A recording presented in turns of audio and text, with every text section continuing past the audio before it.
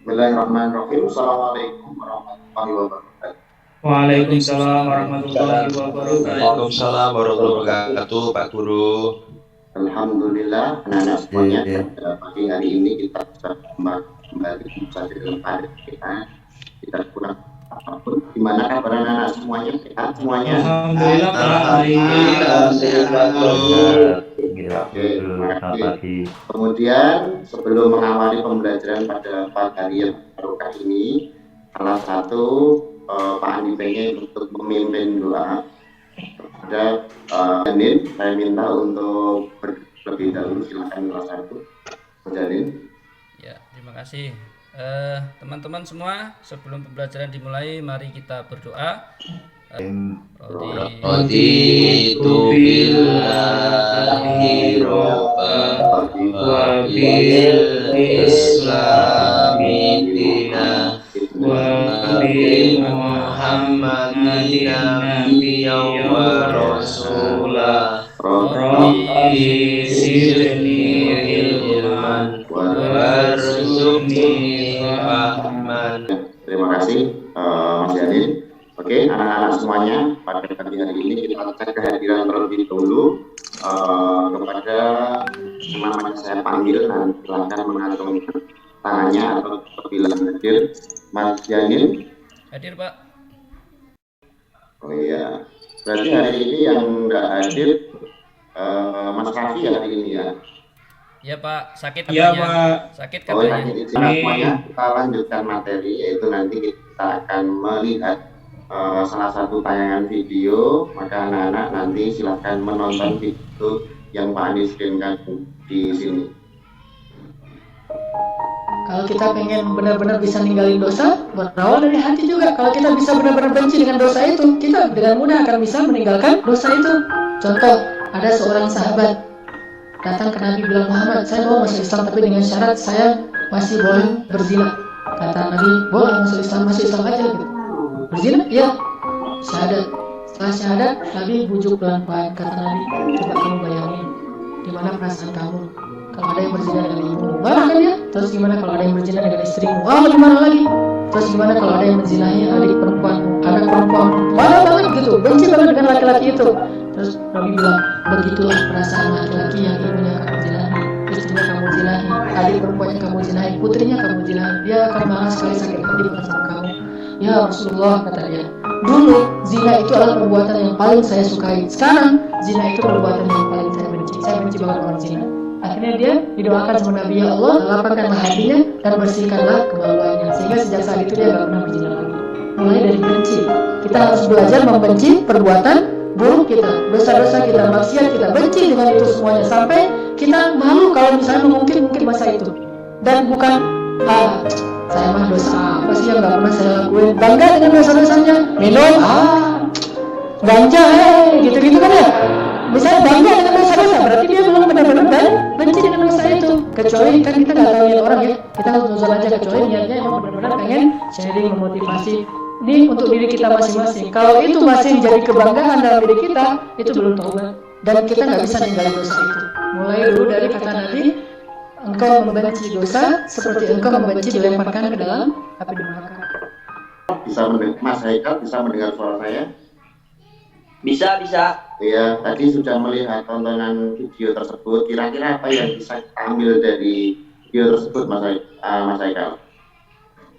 Kita kalau kita berbuat maksiat harus segera bertobat. Oh ya, terlebih terkait zina ya, karena zina itu adalah suatu perbuatan yang sangat keji ya. Kemudian pembelajaran selanjutnya kita kembali terkait pertemuan kemarin, yaitu terkait tata cara perawatan jenazah. Kemarin kita sudah membahas terkait tata cara perawatan jenazah. Mas Ali Mustafa masih ada tata cara sholat, tata cara perawatan dimulai dari dulu. Masih Pak. Yang pertama dari memulai kita memandikan, mengkafani, mensolatkan, lalu menguburkan Pak. Ya, terima kasih Pak Mustafa. Ya, hari ini anak-anak semuanya kita membahas terkait menjauhi pergaulan bebas. dan perbuatan untuk melindungi harkat dan martabat manusia. Ini pertemuan yang akan dibahas pada hari ini. Kemudian tujuan pembelajaran pada hari ini yaitu nanti yang pertama meyakini bahwa pergaulan bebas dan zina merupakan larangan agama. Kemudian yang kedua membiasakan sikap menghindari pergaulan bebas dan perbuatan zina dengan berhati-hati dan menjaga kehormatan diri. Kemudian menganalisis Quran Surat Al-Isra dan Quran Surat An-Nur aktif tentang larangan pergaulan bebas dan perbuatan zina. Kemudian yang keempat menganalisis LGBT sebagai perbuatan. Oke. Selanjutnya kita membaca surat Al-Qur'an dulu. Kepada Mas Badar saya minta untuk membaca ayat tersebut. Silakan. Siap, Pak dulu. A'udzu billahi minasyaitonir rajim. Bismillahirrahmanirrahim. Innahu kana fahishatan wa sa'a sabila. Terima kasih. Berikut artinya Mas Badar. Artinya, janganlah kamu mendekati zina. Zina itu sungguh suatu perbuatan keji dan suatu jalan yang buruk. Ya, terima kasih Mas Badar dari Quran Surat Al-Isra 42 tersebut, yaitu memberi penjelasan bahwa zina itu adalah perbuatan yang sangat luar biasa keji dan itu adalah yang buruk semuanya. Kemudian kita lanjut yaitu dengan pengertian zina. Pengertian zina itu dari zana zani itu hubungan badan antara laki-laki yang sudah balik tanpa ikatan pernikahan yang sesuai dengan tuntunan agama Islam. Sahria zina faisah yaitu perbuatan yang kemudian secara istilah zina adalah hubungan selayaknya suami istri yang dilakukan oleh seorang perempuan dan laki-laki yang tidak terlibat dalam hubungan pernikahan, baik itu dilakukan oleh salah satu atau kedua yang sudah menikah ataupun belum menikah sama sekali. Kemudian hukuman bagi pelaku zina itu yang pertama dinamakan itu hukuman ras, yaitu hukuman mati. Pengusaha yaitu atau cambuk 100 kali, kemudian diasingkan dari wilayah tempat tinggalnya. Kemudian hukuman perbuatan zina dalam kitab undang-undang hukum pidana KUHP dalam pasal 24 KUHP pelaku perbuatan zina dapat diancam dengan hukuman 9 bulan penjara untuk kita. Kemudian anak-anak semuanya kita masuk ke permasalahan nanti akan kita bagi kelompok, tapi sebelumnya silakan menonton video berikut ini.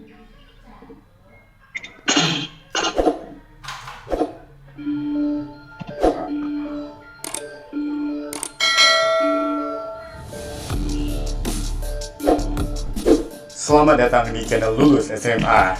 Hai Lumaners. Pembahasan kali ini mungkin ya sebagian orang masih dianggap tabu karena beberapa wilayah Indonesia masih melarang aktivitas komunitas ini. LGBT. Apakah Lumaners sering mendengar kata LGBT? LGBT merupakan akronim atau singkatan dari kata lesbian, gay, biseksual, dan transgender. Komunitas ini tersebar di berbagai wilayah Indonesia. Sebagian besar mereka ini tidak tercatat ya Lumaners secara resmi. Jadi tidak tahu ya jumlah total resminya yang berada di Indonesia. Nah, infonya kaum LGBT ini mencapai 3% dari jumlah penduduk Indonesia. Tugas kelompok, ini kelompoknya sudah saya bagi, itu silahkan dilihat masing-masing. Kelompok pertama, kedua, dan tiga. Ya anak nanti silahkan nanti untuk kelompok pertama membahas ini, kelompok dua ini, ketiga ini, silahkan nanti segera dibahas. Nah, anak semuanya waktunya kira-kira nanti hanya 5 menit saja, silahkan nanti untuk dibahas ya. Kalau sudah nanti bisa kirim di grup WA.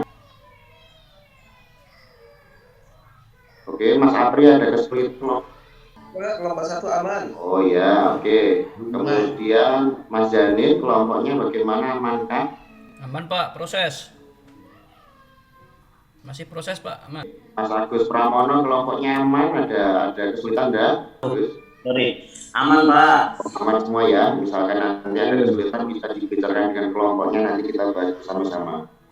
Sudah dikirim semuanya, kelompok 1 sudah saya terima, kelompok 2 sudah saya terima, 3 saya terima, ini langsung saya tampilkan isinya. Nanti saya minta untuk salah satu perwakilan kelompok untuk menyampaikan hasil diskusi. Laksanakan Pak. Hasil diskusi kelompok kami, kelompok 1. Pertanyaan pertama, apakah LGBT sama dengan zina? Menurut kami, para ulama sepakat bahwa gay dan lesbi statusnya lebih buruk dibandingkan zina. Allah menyebutkan perilaku homoseksual dalam Al-Quran pada ayat-ayat yang mengisahkan kehidupan umat Nabi Lut alaihissalam. Dari 27 ayat yang memuat kisah Nabi Lut alaihissalam dengan kaumnya, terdapat 3 ayat yang menyebut perilaku homoseksual. Oke, terima kasih Mas Badar. Jadi terkait pertanyaan yang pertama, apakah LGBT sama dengan zina, itu ulama semua itu bersepakat bahwasanya itu LGBT itu lebih buruk ketimbang zina karena perbuatannya sangat luar biasa. Oke, selanjutnya untuk kelompok 2, silakan untuk Mas Yanin untuk menyampaikan hasil diskusinya. Terima kasih atas waktu yang diberikan Pak. Dari kelompok kami, dari diskusi yang sudah kami lakukan tentang dampak LGBT, ada 3 poin yang saya sampaikan. Yang pertama adalah dampak dari kesehatan Pak. 78% pelaku homoseksual itu terjangkit penyakit yang mengerikan, yaitu penyakit yang menular. Bahkan penyakit ini bisa menimbulkan kematian. Kemudian yang kedua adalah dampak sosial. Dampak sosial saya sampaikan adalah bahwa seorang yang gay akan sulit mendapatkan ketenangan hidupnya karena selalu berganti-ganti pasangan. Begitu juga dengan seorang yang lesbian, saya kira juga ya sama. Kemudian poin yang ketiga adalah dampak dari pendidikan. Di dalam penelitian sudah dibuktikan bahwa pasangan homo menghadapi permasalahan putus sekolah 5 kali lebih besar daripada siswa yang normal karena mereka merasakan ketidaknyamanan, ketidakamanan, dan 28% dari mereka dipaksa meninggalkan sekolah. Mas Aikal, Mas Aikal, halo Mas Aikal. Siap. Oh ya, Mas Aikal bisa menjelaskan isi diskusinya kelompok 3. Oke. Kelompok 3 kebagian masalahnya itu apakah hukuman bagi LGBT. Menurut ulama Syafi'iyah, hukuman had bagi pelaku homoseksual adalah sama dengan hukuman zina. Jika perlakuannya muson, sudah beristri atau bersuami, wajib dirajam sampai mati. Sedangkan jika pelakunya belum beristri atau belum bersuami, cambuk 100 kali dan diasingkan. Pendapat kedua, menurut Amir Abdul Aziz, pelaku homoseksual baik muson maupun goer muson hukuman hadnya adalah rajam, sependapat dengan ulama Malikiyah dan Hanafiyah. Pendapat ketiga, dari menurut Imam Abu Hanifah, pelaku homoseksual hanya dimasukkan ke penjara sampai bertaubat atau sampai mati. Pendapat keempat, dari Imam As-Sani, dalam 10 salam mengatakan ada 4 pendapat tentang hukuman bagi pelaku homoseksual. Disamakan hukumannya dengan zina, dibunuh, dibakar, api sesuai pendapat sahabat Nabi SAW, dan dilempar dari tempat yang tinggi dengan kepala di bawah, kemudian dilempar batu sesuai pendapat Abdullah bin Abbas radhiyallahu anhu. Mungkin itu diskusi dari kelompok 3 Pak. Nah, semuanya tadi sudah disampaikan Mas Aikal bahwa hukuman bagi seseorang yang berzina ataupun LGBT itu sangat-sangat kejam ya. sampai dilajam sampai meninggal dunia. Oke, selanjutnya anak-anak semuanya, setelah kita mempelajari sedikit materi pada hari ini, saya minta untuk Mas Yanin untuk menyampaikan hasil kesimpulan dari pembelajaran pada pagi hari ini. Silakan Mas Yanin. Yang pertama adalah tentang perbuatan zina. Perbuatan zina ini perbuatan yang dilarang, seperti tadi yang dalilnya sudah dibacakan oleh Mas Badar. A'udzubillahi minasyaitonirrajim. Wala taqrabuz zina innahu kana fahisyatan wa sa'a sabila. Kemudian tadi kita seru sekali berdiskusi tentang LGBT. LGBT ini adalah salah satu hal yang menyimpang dari fitrah manusia, fitrah yang sudah ditetapkan oleh Allah Subhanahu wa taala. Tadi dibagi menjadi tiga kelompok maksudnya. Memang LGBT ini sesuatu yang sangat membahayakan ya. Apalagi tadi ditayangkan video tentang 5 kota besar yang terdapat LGBT terbanyak. Kalau saya tidak salah catat tadi adalah terbanyak itu ada di Jawa Barat dengan 302.000 pelaku LGBT. Kemudian disusul oleh Jawa Timur 300.000 LGBT pelaku LGBT. Luar biasa, ternyata sudah merangkum apa isi pembelajaran hari ini. Semoga kita bermanfaat anak-anak semuanya. Kemudian anak-anak semuanya silakan untuk pertemuan minggu depan. Nanti anak-anak semuanya membuat poster terkait larangan zina dan LGBT. Nanti posternya nanti per kelompoknya masih sama, kelompok 1, 2, 3 itu nanti membuat poster terkait larangan berzina dan LGBT. Nanti silakan kalian story, Instagram, WA dan lain sebagainya untuk dijadikan status. Oke, saya kira itu anak-anak. Kira-kira ada pertanyaan tadi tidak anak-anak? Sudah cukup jelas, Pak. Oke. Kalau sudah cukup jelas, oke, kita akhiri pertemuan hari ini dengan kita membaca hamdalah bersama-sama. Alhamdulillah. Terima kasih, Pak. Terima kasih, Pak. Terima kasih anak-anak semuanya, anak-anak hebat. Saya akhiri dengan salam. Assalamualaikum warahmatullahi wabarakatuh. Waalaikumsalam warahmatullahi wabarakatuh.